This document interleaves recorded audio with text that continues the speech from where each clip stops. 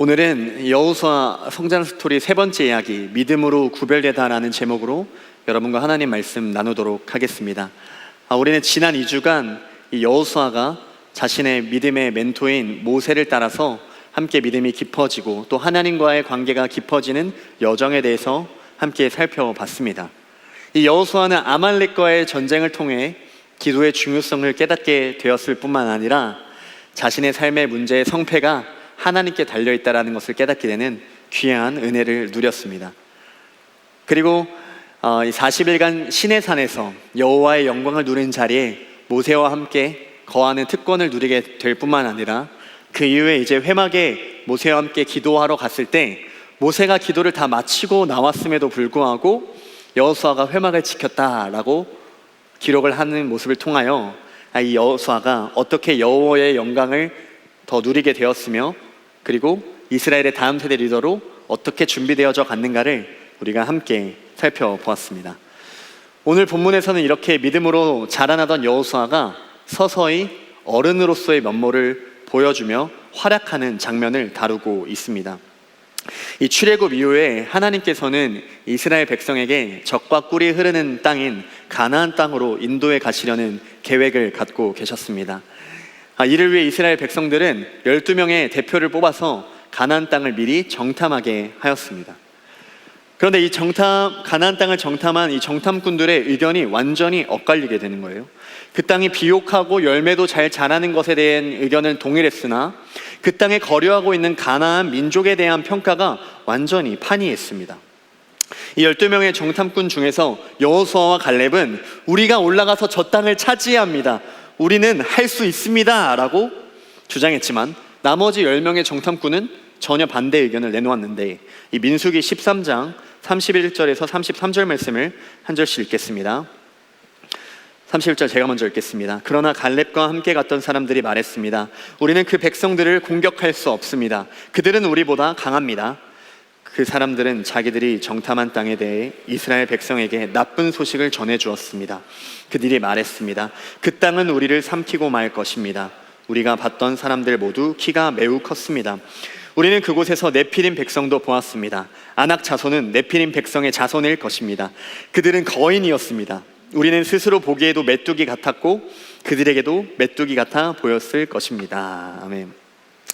같은 곳을 정탐하고 온 것이 맞는지 의심이 들 정도로 서로 너무나게 다른 보고를 하고 있습니다. 그들은 우리보다 강할 뿐만 아니라 거기 사는 사람들은 키가 너무 커서 이 네피림 백성과 같다라고 말을 하는데, 여러분 네피림에 대해서 들어보시죠. 네피림 백성은 성경에서 기록하는 거인족을 표현할 때 쓰는 표현인데 실제로 그 당시에 현존하지는 않았고 어떤 전설 속에서 살던 거인족을 의미하는 말입니다. 얼마나 그들이 두려웠던지 현존하지도 않는 네피림이 지금 가나안 땅에서 거하고 있다라고 말을 전하고 있는 거예요. 심지어 그들이 그 네피림 같은 백성 앞에 자신들이 메뚜기 같다라고 보고를 하고 있습니다. 여러분들 생각해 보세요. 사람이 크면 얼마나 크다고 현존하지도 않는 네피림 거인족이 존재하고 있다라고 얘기를 하고 있고, 그리고 사람이 작다면 얼마나 작다고 다 큰 성인이 그들 앞에서 메뚜기처럼 작다라고 보고하고 있는 것입니까? 이와 같은 보고는 철저하게 왜곡된 정보입니다. 전하는 사람의 편집이 가미된 가공된 정보라는 것입니다. 그런데 놀랍게도 이 터무니없어 보이는 말을 들은 이스라엘 백성들이 심각하게 유동하기 시작하는데 이 민수기 14장 1절에서 3절 말씀 한 절씩 읽겠습니다. 1절에서 4절까지 읽을게요. 제가 먼저 읽겠습니다. 그날 밤 모든 백성이 큰 소리로 울기 시작했습니다. 모든 이스라엘 백성이 모세와 아론에게 불평했습니다.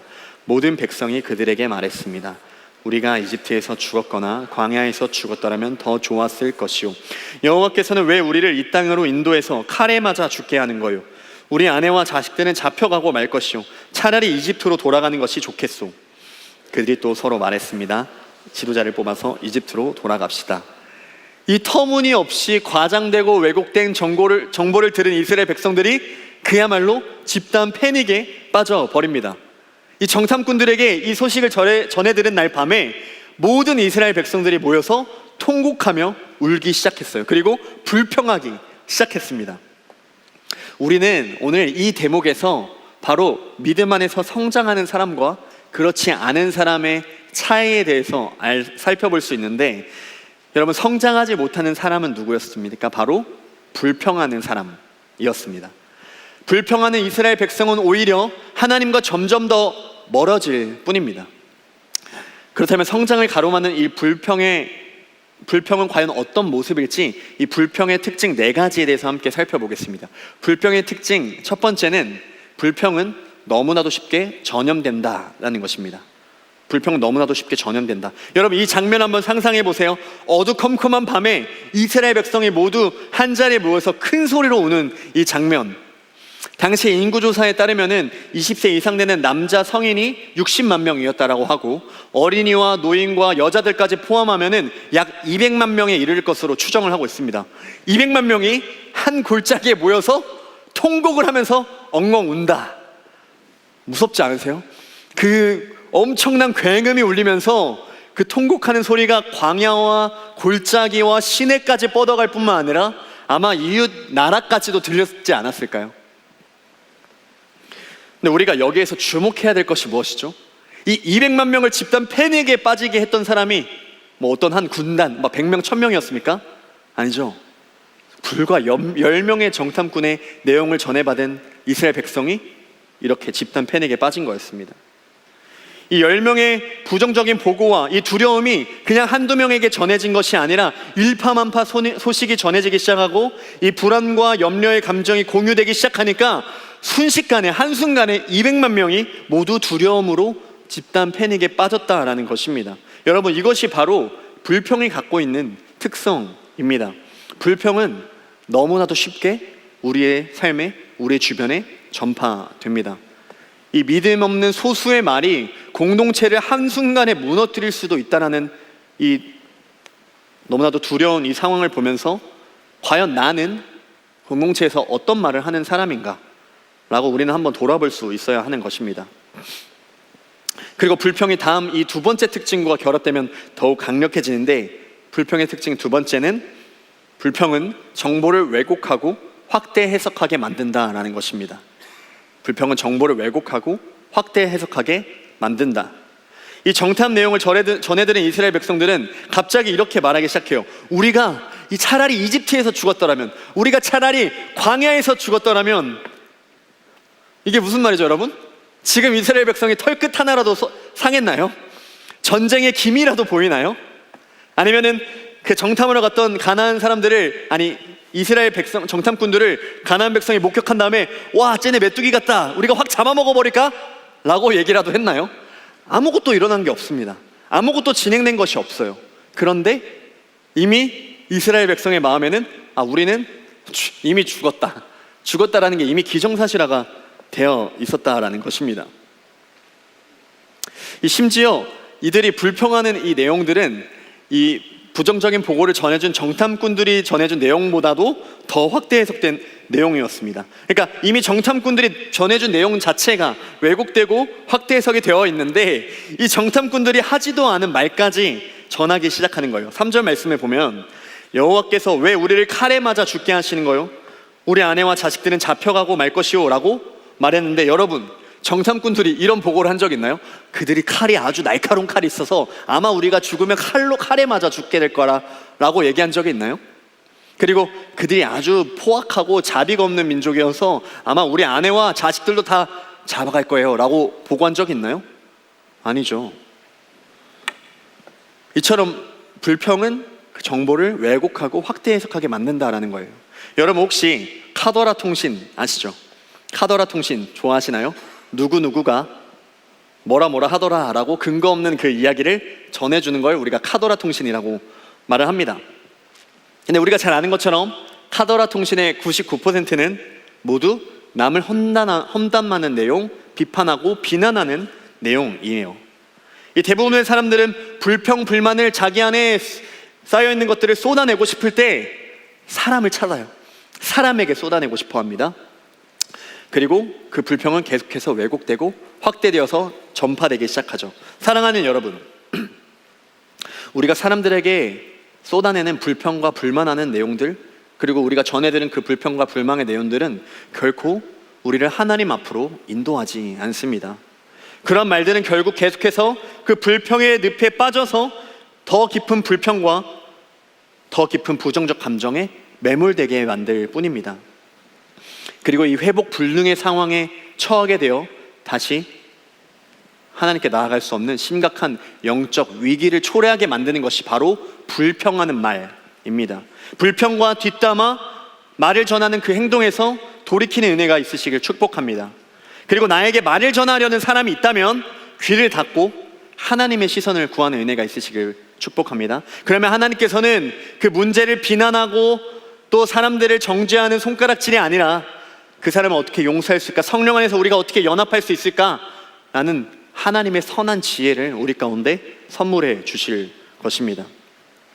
이 정보를 왜곡하고 확대 해석하게 만드는 이 불평의 특징으로 인하여 파성대에 나오는 세 번째 특징은 바로 하나님을 보지 못하게 만든다라는 것입니다. 하나님을 보지 못하게 만든다. 3절과 4절에서 이렇게 말해요. 차라리 이집트로 돌아가는 것이 좋겠소. 지도자를 뽑아서 이집트로 돌아갑시다. 여러분, 결국에 이집트로 돌아가겠다라는 대단한 계획을 세우는 것이 바로 불평의 결과입니다. 이집트에서 해방을 주시고 이스라엘 백성을 향해서 젖과 꿀이 흐르는 가나안 땅으로 보내시겠다는 하나님의 아름답고 그 선한 계획을 다 뒤로 한 채 불평이 시작되자 자신들이 그렇게 핍박받고 학대받으며 노예살이를 했던 것들을 까맣게 잊은 채 차라리 이집트로 도망가자, 차라리 이집트로 돌아가자라고 얘기하는 것, 하나님을 보지 못하게 되는 것, 이것이 바로 불평의 특징이라는 것입니다. 그리고 또 이렇게 얘기하는 거예요. 또 하나님이 세운 그 모세라는 하나님이 세운 지도자를 버린 채 자신들의 눈에 합당하고 자신들을 이집트로 인도할 수 있을 만한 새로운 지도자를 뽑자고 하나님을 보지 못한 채 그렇게 새로운 계획을 짜는 것이 결국 불평하는 자들이 하나님을 보지 못하는 그 상황을 보여주고 있는 것입니다. 너무나도 안타깝죠. 결국 이렇게 불평이 가져오게 되는 최악의 결과는 무엇이냐?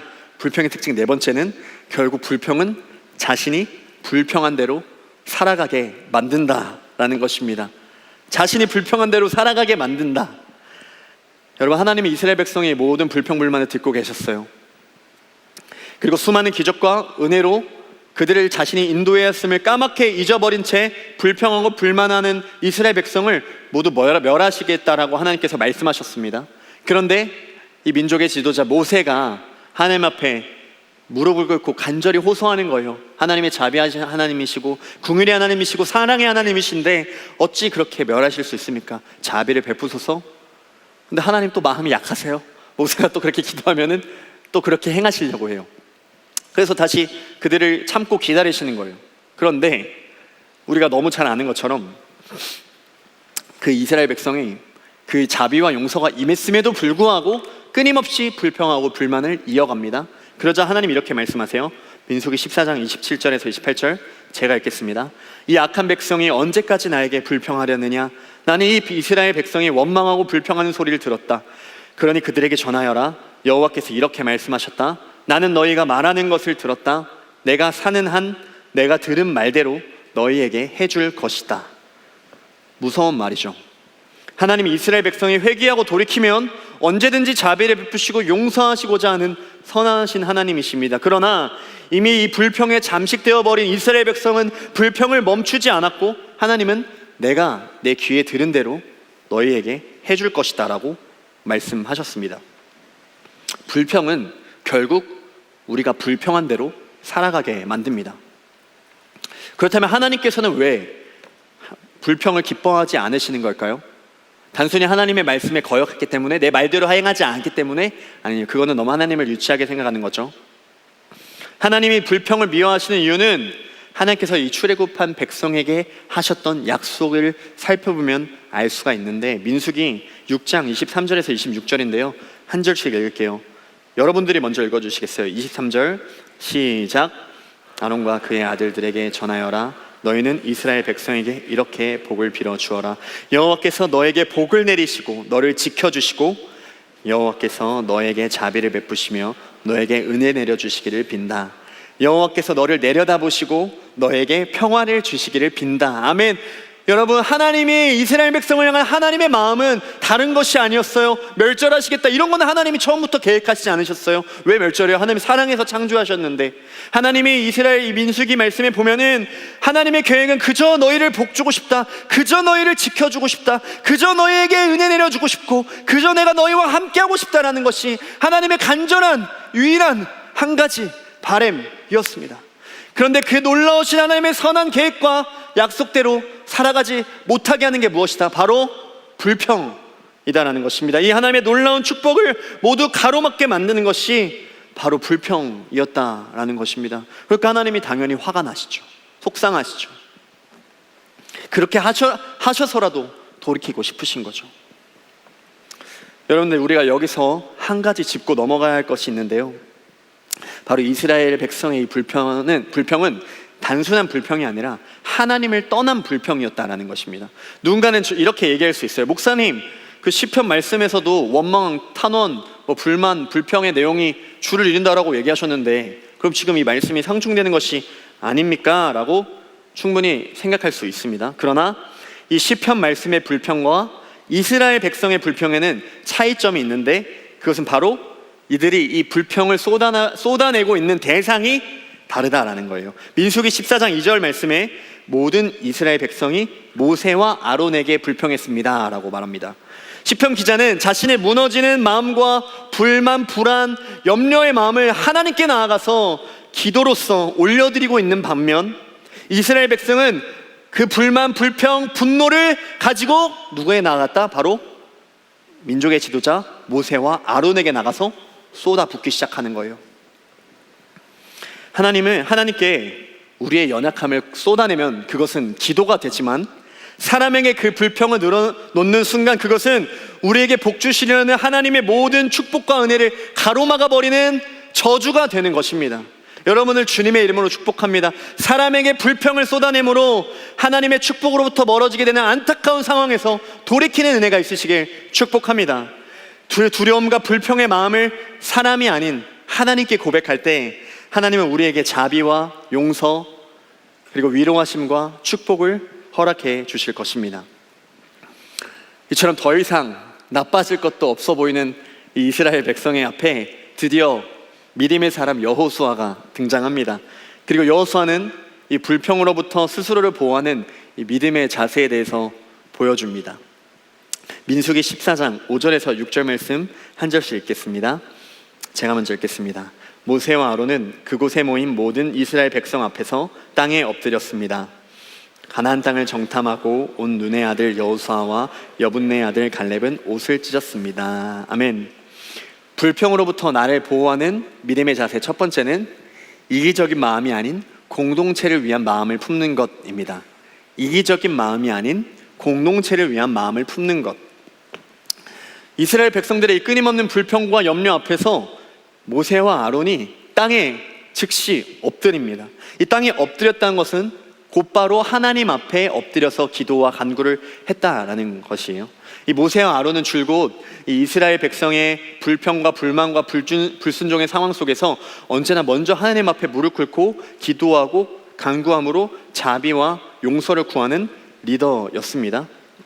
그리고 이 모습을 본 여호수아는 자신의 멘토인 믿음의 선배인 모세의 이 모습을 보며 자신도 마찬가지로 자신의 옷을 찢었다라고 말합니다. 옷을 찢는다는 것은 곧 하나님 앞에 가슴을 찢으며 슬퍼했다라는 말을 의미하는데, 단순히 나의 문제와 나의 걱정을 위해서 슬퍼하는 것이 아니라 하나님의 눈물을 기억하며 대신 하나님의 마음으로 아파하는 모습이 옷을 찢는다, 가슴을 찢는다라는 말의 의미입니다. 이 여러 가지 문제와 불평이 그들의 삶 가운데 들이닥칠 때 이스라엘 백성도 마찬가지로 큰 소리로 모여서 통곡을 했죠. 울었죠. 그런데 그 눈물은 다름 아닌 오직 나 자신만을 향한 것이었으며, 나의 안위, 나의 안전, 나의 잘됨을 위한 이기적인 눈물이었습니다. 그러나 여호수아의 눈물은 달랐죠. 여호수아의 눈물은 하나님의 마음을 담은 눈물이었습니다. 하나님께서 사랑하는 그 이스라엘 백성이 죄악에 빠져 하나님의 축복이 아닌 죽음을 향해 달려가는 그 모습을 보며 하나님도 여호수아도 눈물을 흘린 것입니다. 이스라엘 백성도 여호수아도 둘 다 눈물을 흘렸지만 그 동기와 그 방향이 서로 달랐습니다. 여호수아가 여러 가지 문제와 불평으로부터 스스로를 지킬 수 있었던 것은 그의 눈물이 자신만을 위한 눈물이 아니라 공동체를 향한 하나님의 마음, 하나님의 눈물, 하나님의 애통함을 담은 눈물이었기 때문입니다. 저는 이제 하나님의 은혜로 우리 서울드림교회에서 넥스트림 청년부를 섬길 뿐만 아니라 또 여러 부서와 여러 포지션에서 이렇게 사역을 감당을 하고 있습니다. 그런데 이제 기쁨과 이 감사로 열심히 사역을 하다 보면은 이제 때로는 제 육신이 너무 연약하고 또 피곤하여서 이 사역에 대한 이 열의가 조금 식어가는 것처럼 제가 느낄 때도 있습니다. 그리고 저도 모르게 마음 깊은 곳에서 이러는 거예요. 나는 왜 이렇게 바쁘지? 사역을 해도 끝이 없네. 감사하긴 한데 좀 피곤하다. 좀 쉬고 싶다. 여유가 있으면 좋겠다. 이런 생각이 드는 거예요. 여러분, 근데 이게 비단 저만의 내용일까요? 각자 삶의 자리에서 각자가 맡은 그 사명과 비전을 갖고 직장 생활, 또 가정에서, 또 교회와 학교에서 삶을 살아가는 여러분들도 아마 동일하게 이러한 피로감, 권태감을 느끼면서 때로는 감사하지 못한 채 불평하는 시간들이 적지 않게 찾아올 수 있습니다. 근데 바로 이때 제가 하는 독특한 루틴이 있는데, 제가 이런 부정적인 감정을 찾아오면 저는 반사적으로 제가 뭘 하냐면은 우리 청년들의 기도 제목이 적힌 셀 보고서를 열람해요.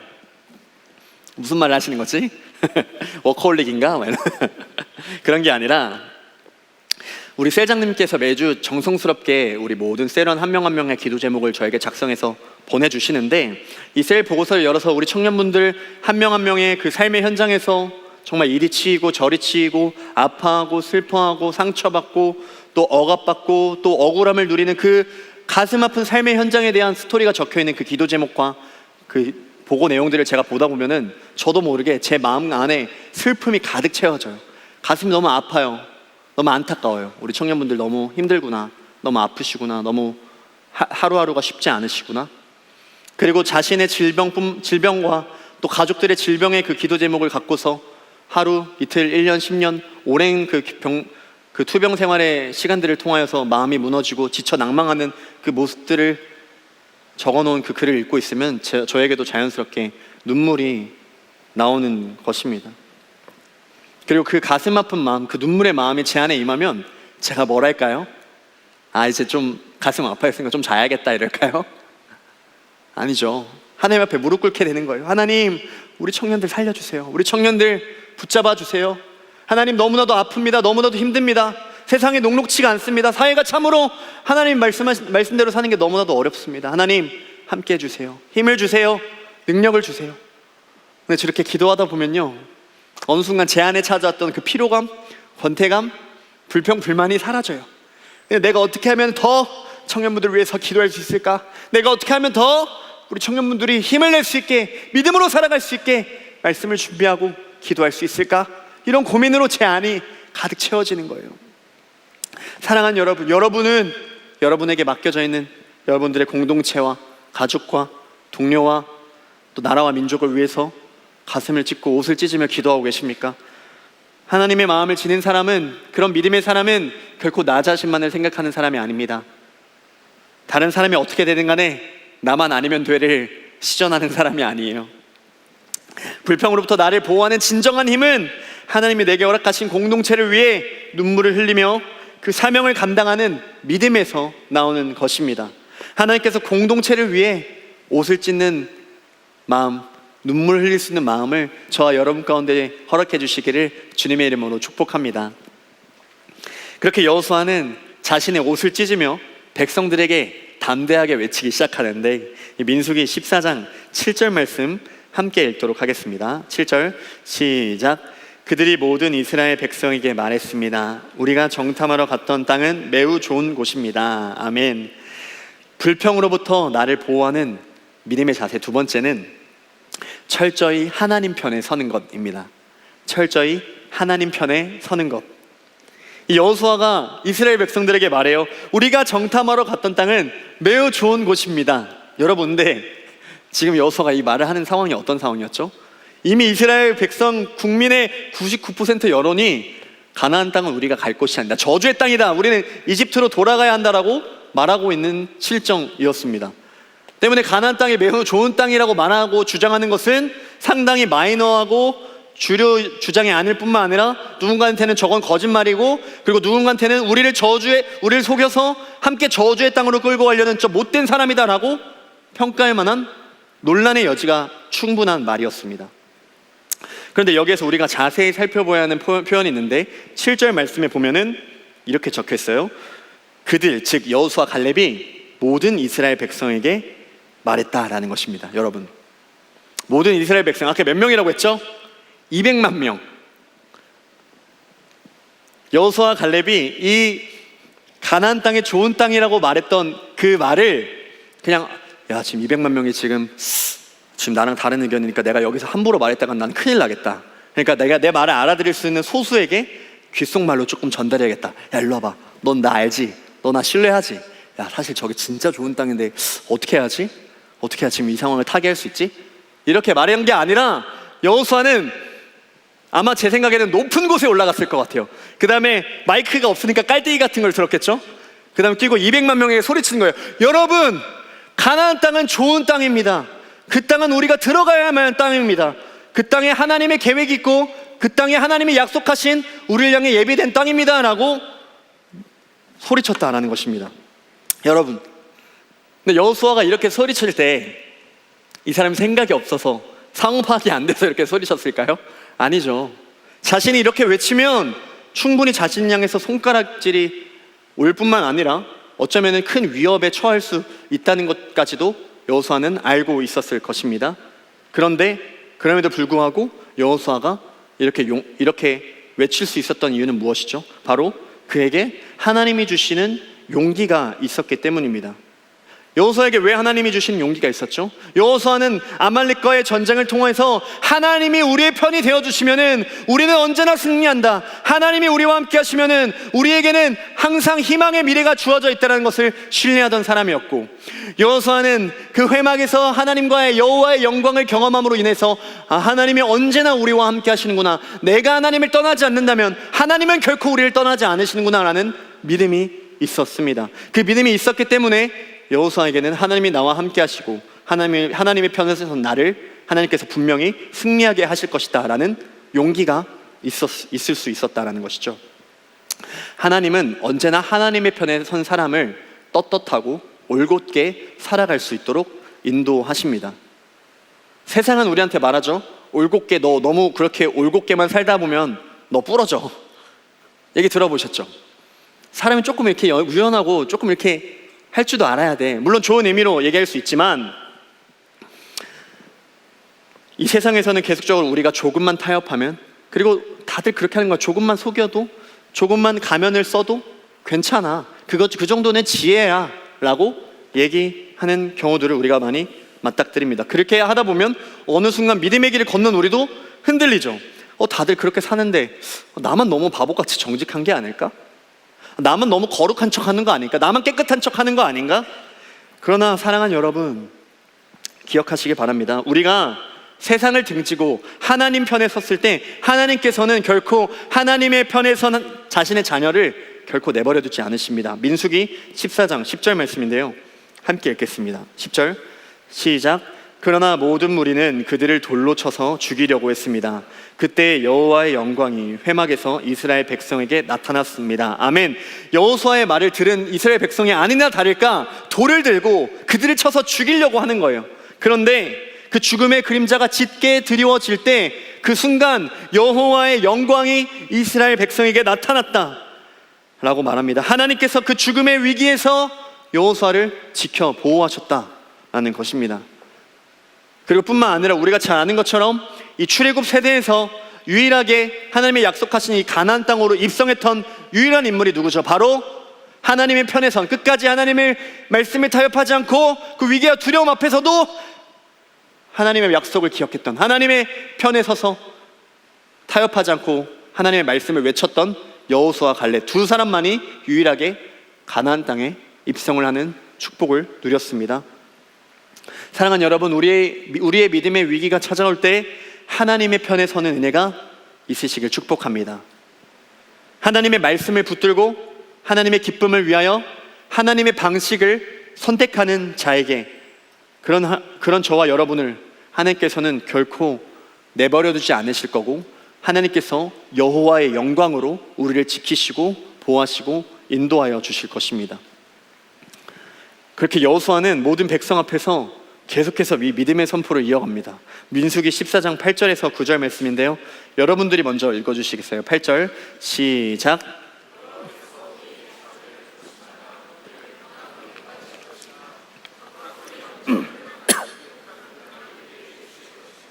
여호와를 배반하지 마십시오. 그 땅의 백성을 두려워하지 마십시오.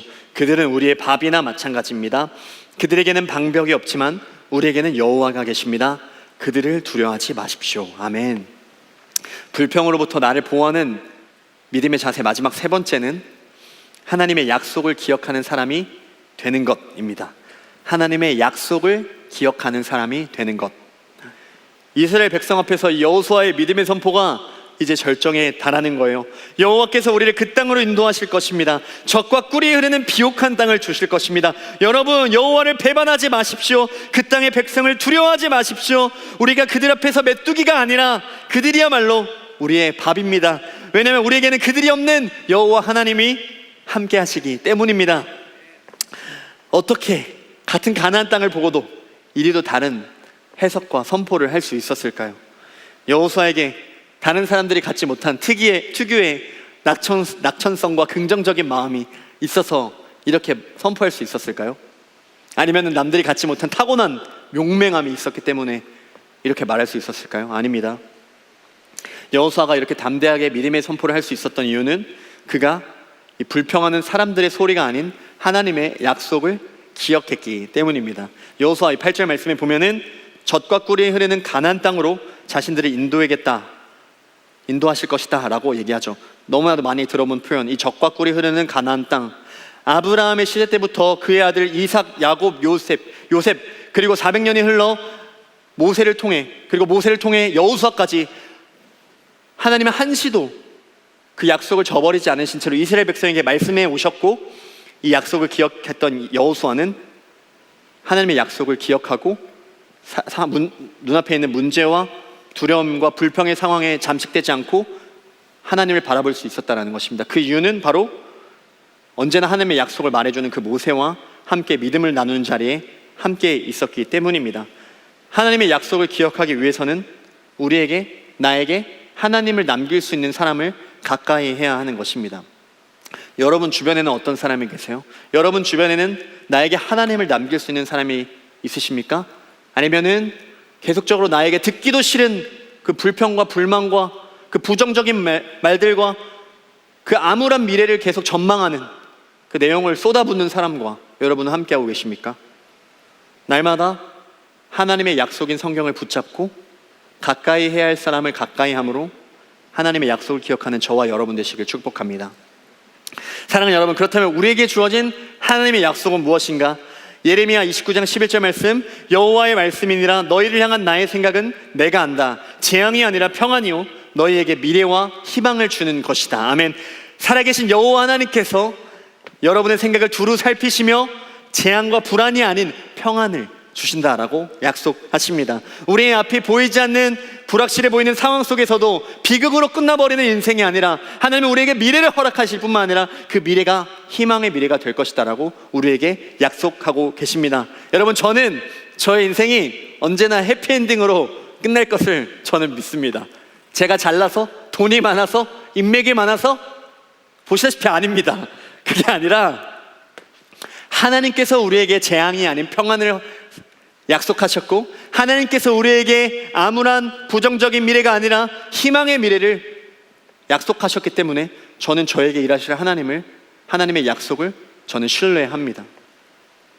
여러분, 또 하나님께서 우리에게 주시는 약속은 무엇입니까? 시편 103편 17절에서 18절 말씀, 여호와의 인자하심은 자기를 경외하는 자에게 영원부터 영원까지 이르며 그의 의는 자손의 자손에게 미치리니 곧 그의 언약을 지키고 그의 법도를 기억하며 행하는 자에게로다. 아멘. 하나님을 사랑하고 경외하는 우리를 통해서 우리뿐만 아니라 우리의 다음 세대까지도 하나님의 놀라우신 선하심과 은혜와 그 신앙이 전수되는 것을 우리는 믿습니다. 하나님의 경외하는 민족은 결코 실패하지 않습니다. 우리 청년 세대들이 깨어 기도할 때 우리의 다음 세대들도 하나님께서 책임져 주시고 믿음의 세대로, 부흥의 세대로 사용하여 주실 것을 우리는 하나님의 약속이기 때문에 믿고 신뢰할 수 있는 것입니다. 저는 아직 태어나지도 않은 아내 뱃속에 있는 아이가 잘 자랄 거라고 저는 확신해요. 웃기실 수 있죠. 뭔 소리 하는 거야, 아직 뭐 얼굴 본 적도 없으면서. 그런데 여러분, 제가 아주 훌륭한 부모로서의 자질을 갖췄기 때문일까요? 당연히 아니죠. 제가 평생의 삶을 다해 하나님을 경외하고 하나님을 사랑한다면 너의 삶뿐만 아니라 너의 자손의 자손까지도 영원히 내가 나의 믿음을, 나의 은혜를, 나의 축복을 흘러가게 하겠다. 오늘 이 시편 말씀을 통해서 우리에게 약속하고 있지 않습니까? 여러분, 축복합니다. 여러분뿐만 아니라 여러분의 자손의 자손, 우리의 다음 세대들이 하나님의 은혜와 신앙을 붙들고 믿음의 세대, 부흥의 세대로 쓰임받을 것을 믿습니다. 또 하나님께서 이 땅에 교회에게 주시는 약속은 무엇입니까? 마태복음 16장 18절, 내가 이 반석 위에 내 교회를 세우리니 음부의 권세가 이기지 못하리라. 아멘. 예수님이 세운 교회는 결코 망하지 않는 것을 믿습니다. 예수 그리스도를 주로 고백하는 교회는 영원히 승리하고 부흥하는 것을 믿습니다. 예수님의 몸된 교회를 통해 모든 불법과 불의, 모든 어둠과 부조리, 그 모든 악한 권세가 무너지고 하나님의 나라가 임하는 것을 믿습니다. 사랑하는 여러분, 문제와 불평이 우리 삶에 찾아올 때 다른 무엇이 아닌 예수님을 의지하고 붙드는 은혜가 있으시길 축복합니다. 죄로 인해 죽을 수밖에 없던 나를 위해 자신의 모든 하늘의 영광을 다 내려놓고 낮고 낮은 이 땅으로 오셔서 우리를 위해서 눈물 흘리셨던 그 예수님, 그 예수님의 사랑을 기억할 때 우리도 더 이상 나만을 위한 이기적인 눈물이 아니라, 나만 잘 먹고 잘 살고 싶은 불평하는 눈물이 아니라, 나의 공동체, 나에게 허락해 주신 나의 가족, 나의 교회, 나의 직장, 나의 이웃들을 위하여 하나님의 마음으로 눈물 흘릴 수 있는 믿음의 사람이 되게 하실 줄 믿습니다. 또 죽음의 위기와 고난 앞에서도 타협하지 않고 죽기까지 우리의 편이 되어주셨던 예수님, 그 예수님의 희생과 헌신을 우리가 묵상할 때 우리도 마찬가지로 세상의 손가락질에도 불구하고 언제나 예수님의 편에 서는 사람으로 살아갈 수 있는 줄 믿습니다. 그리고 우리에게 영원히 죽지 않는 생명과, 그리고 그 무엇도 우리를 억압할 수 없는 진정한 자유를 허락하시기 위하여 십자가를 참으신 그 예수님, 눈앞에 주어진 고난보다 다가올 미래의 영광을 위하여 그 약속을 기억하며 자신의 삶을 다 내어주셨던 그 예수님을 우리가 기억하고 묵상할 때 우리도 마찬가지로 당장의 내 눈앞에 문제와 두려움이 찾아오더라도, 불평의 감정이 찾아오더라도 그 너머에서 일하시는, 그 문제를 뛰어넘어서 하나님의 약속을 이루실 하나님을 붙잡는, 그 약속을 붙잡고 기억하는 믿음의 사람으로 살아갈 수 있는 것을 믿습니다. 그렇게 언제나 예수님을 붙드는 믿음으로 살아가는 저와 여러분 되시기를 주님의 이름으로 축복합니다.